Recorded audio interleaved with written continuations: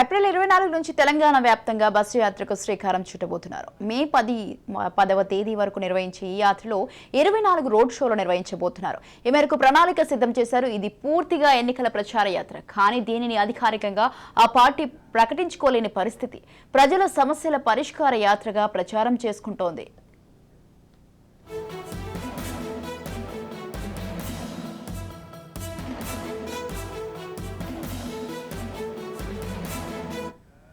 ఇదిలా ఉంటే కేసీఆర్ బస్సు యాత్రలో 5 నియోజకవర్గాలను వదిలేశారు. 12 నియోజకవర్గాలను మాత్రమే సాగాల ప్రణాళిక సిద్ధం చేసుకున్నారు. దీంతో ఆ 5 నియోజకవర్గాలను ఎవరి కోసం వదిలేశారన్న ప్రశ్నలు తలెత్తుతున్నాయి.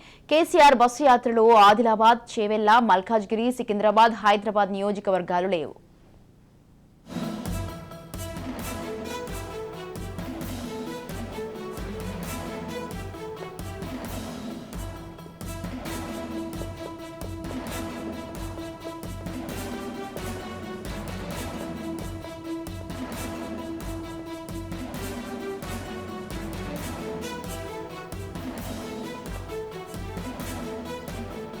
దీంతో ఆ నియోజకవర్గాలను కేసీఆర్ కావాలని తప్పించారని తెలుస్తోంది. వాటిలో మల్కాజ్గిరి, చేవెళ్ల, సికింద్రాబాద్, ఆదిలాబాద్ స్థానాలను బీజేపీకి వదిలేసినట్లు తెలుస్తోంది. ఇక హైదరాబాద్ స్థానాన్ని ఎంఐఎంకు కేటాయించారని ప్రచారం జరుగుతోంది.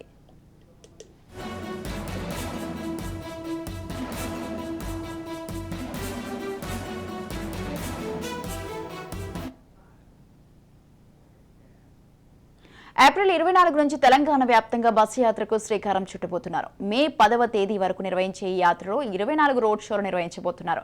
ఈ మేరకు ప్రణాళిక సిద్ధం చేశారు. ఇది పూర్తిగా ఎన్నికల ప్రచార యాత్ర. కానీ దీనిని అధికారికంగా ఆ పార్టీ ప్రకటించుకోలేని పరిస్థితి. ప్రజల సమస్యల పరిష్కార యాత్రగా ప్రచారం చేసుకుంటోంది. రైట్, ఈ విషయంపై పూర్తి సమాచారం అందించడానికి మా ప్రతినిధి మహేందర్ ఫోన్ లైన్ లో ఉన్నారు. మహేందర్, చెప్పండి, కేసీఆర్ అయితే ఈ నెల 24 నుంచి తెలంగాణ వ్యాప్తంగా అయితే బస్సు యాత్రకు అయితే శ్రీకారం చుట్టబోతున్నారు. అయితే ఇదే నేపథ్యంలో అయితే ఆయన అయితే ఒక 5 నియోజకవర్గాలను వదిలిపెట్టడం జరిగింది. దీనికి సంబంధించి మీ దగ్గర ఉన్న అప్డేట్స్ ఏంటి? ఏప్రిల్ నుంచి తెలంగాణ వ్యాప్తంగా బీఆర్ఎస్ అధినేత కేసీఆర్ బస్సు యాత్రకు శ్రీకారం చుట్టబోతున్నారు. ఇక మే 10 వరకు కూడా ఈ యాత్ర కొనసాగించేలా రూట్ మ్యాప్ సిద్ధం చేస్తున్నారు. ఈ యాత్రలో 24 రోడ్ షోలు నిర్వహించబోతున్నారు. మేరకు పూర్తి ప్రణాళిక కూడా సిద్ధం చేశారు. ఇదంతా కూడా ప్రజల్లోకి వెళ్లాలని, పూర్తిగా ప్రజా సమస్యలు తెలుసుకోవాలని అనేటువంటిగా చెప్తున్నారు. కానీ ఇదంతా ఎన్నికల ప్రచార యాత్ర అనేది అందరికి తెలిసిందే. కానీ దీన్ని అధికారికంగా మాత్రం బీఆర్ఎస్ పార్టీ ప్రకటించుకోలేని పరిస్థితి ఉంది. గడిచిన ఓటమి తర్వాత ఇక ప్రజల్లోకి వెళ్లాలంటే గతంలో ఉన్నటువంటి ఓటమి చూసుకోవచ్చు. ఇది రాజకీయ యాత్ర అని ఆ కోణంలో వాళ్ళైతే ఇక్కడ చెప్పుకోలేని పరిస్థితి ఉంది. ఇక కేసీఆర్ బస్సు యాత్రలో నియోజకవర్గాలను దాదాపు వదిలేశారు. మొత్తం 12 నియోజకవర్గాలు మాత్రమే బస్సు యాత్ర సాగేలా రూట్ మ్యాప్ సిద్ధం చేశారు. అందులో 5 నియోజకవర్గాలు ఎవరి కోసం వదిలేశారన్న ప్రశ్నలు కూడా తలెత్తున్నాయి. కేసీఆర్ బస్సు యాత్రలో ఆదిలాబాద్, చేవెళ్ల, మల్కాజ్గిరి, సికింద్రాబాద్, హైదరాబాద్ నియోజకవర్గం లేవు. దీనిపైన మరి చేవెళ్ల ఈ మధ్య కాలంలో సభ కూడా నిర్వహించారు. మరి అందుకు కారణమా లేక ఇంకేదైనా కారణమా అన్నట్టు మొత్తానికి అయితే వీటిల్లో చేవెళ్లలో ఒక కేటీఆర్ అయితే దృష్టించారు. ఆ రకంగా అక్కడ ఉన్నటువంటి కాసాని జ్ఞానేశ్వర్ ను ఎటుబడిలో గెలిపించారని నిర్ణయంతో ఉన్నారు. ఇక ఏ నియోజకవర్గంలో అయితే ఆయన విశ్వసించారో మరి ఆ కేసీఆర్ కావాలనే తప్పించారని తెలుస్తుంది. పొడిలో మల్కాజ్గిరి, చేవెళ్ల ఈ 5 స్థానాలు అయితే బీజేపీకి వదిలేసినట్లు తెలుస్తుంది. ఇక హైదరాబాద్ స్థానాన్ని మాత్రం ఎంఐఎంకు కేటాయించారని ప్రచారం కూడా కొనసాగుతుంది. దీనిపైన ఇప్పటికే బీఆర్ఎస్ బీజేపీ ఒక దోస్తాన్ పార్టీ అన్నట్టుగా కూడా ఒక ప్రచారం కొనసాగుతుంది. ఇక ఈ యాత్ర కోసం పూర్తిగా బీఆర్ఎస్ అన్ని ఏర్పాట్లు అయితే చేసింది. బస్సు యాత్ర ఆసంతో ర్యాలీగా తిరగడానికి మొత్తం 50 కార్లను బుక్ చేశారు. ఇక పార్టీ అనుబంధ సంఘాలతో పనిచేసినటువంటి 100 మందిని వాలంటీర్ గా నియమించారు. 2 రోజులుగా వారికి పార్టీ నాయకులు స్పెషల్ ట్రైనింగ్ కూడా ఇస్తున్నారు. వీళ్ళంతా నిత్యం కేసీఆర్ తో పాటు యాత్రలో పాల్గొన్నారు. కేసీఆర్ కు వీలే బాడీ గార్డులుగా ఉంటారని కూడా ప్రత్యేకంగా బౌన్సర్లు పెట్టుకోవడం లేదని కూడా పార్టీ నాయకులు చెప్తున్న పరిస్థితి ఉంది. ఇక ఉద్యమ కాలంలో పోయినట్టుగా నేరుగా జనాల్లోకి కేసీఆర్ వెళ్లి వారితో మమేకం అవుతారని, వారితో ముచ్చరించేలా పూర్తి యాత్రను ప్లాన్ చేశామని కూడా పార్టీ సీనియర్ నేత ఒకరు తెలిపారు. సో ఈ నెల 24 మధ్యాహ్నం కేసీఆర్ తెలంగాణ భవన్ కు వస్తారు. తెలంగాణ విగ్రహానికి ప్రొఫెసర్ జయశంకర్ పూలమాల వేసి అనంతరం స్వల్ప ప్రసంగం అనంతరం బస్సు యాత్ర ప్రారంభించినట్టుగా కూడా పార్టీ శ్రేణులు చెప్పారు. రోజు సాయంత్రం 5 బస్సు యాత్ర జరుగుతుండగా రాత్రి స్థానికంగానే కేసీఆర్ బస్ చేయనున్నారు.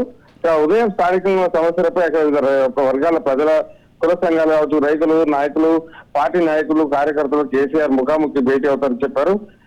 తనపైన ప్రజలను కలవరు, కనీసం సొంత పార్టీ కార్యకర్తలను కలవరని ముద్ర ఇస్తుందో దాన్ని పోగొట్టేలా ఇప్పుడు ఈ బస్సు యాత్ర ఒక ఆలోచన అనుకోవచ్చు.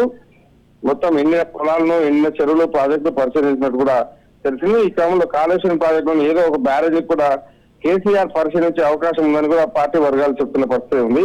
అయితే బస్సు యాత్ర షెడ్యూల్ లో ఎలాంటి ప్రస్తావన అయితే ఇప్పటి వరకు ఈ కాళేశ్వరం వ్యవహారం అయితే విషయం అయితే బయటికి రాలేదని చెప్పలేదు కూడా వాళ్ళు. అలాగే అసెంబ్లీ ఎన్నికల్లో రైతులు, పింఛన్దారులు ఓట్లన్నీ తమకి పడతాయని బీఆర్ఎస్ అనుకున్నారు. కానీ అందుకు విరుద్ధంగా ఎన్నికల ఫలితాలు అయితే వచ్చాయి. ఇక గ్రామీణ ప్రాంతాల్లోనే బీఆర్ఎస్ ఎక్కువ ఓట్లు నష్టపోయింది. ఉమ్మడి ఆదిలాబాద్, కరీంనగర్, ఖమ్మం, నల్గొండ, మహబూబ్నగర్లోని పార్టీ భారీ ఓటమి కూడా చూసింది. ఉమ్మడి మెదక్ జిల్లాలో మాత్రమే పట్టు నిలుపుకోగలిగిన పరిస్థితి వచ్చింది బీఆర్ఎస్ పార్టీకి. మొత్తంగా బీఆర్ఎస్ గెలిచిన 39 సీట్లలో 16 సీట్లు కేవలం గ్రేటర్ హైదరాబాద్ పరిధిలోనే ఉన్నాయి. ఈ నేపథ్యంలో ఈసారి గ్రామీణ ఓటర్లు వ్యవసాయ సమస్యలపై ప్రత్యేక ఫోకస్ పెట్టాలని కూడా కేసీఆర్ నిర్ణయించినట్టుగా తెలుస్తుంది.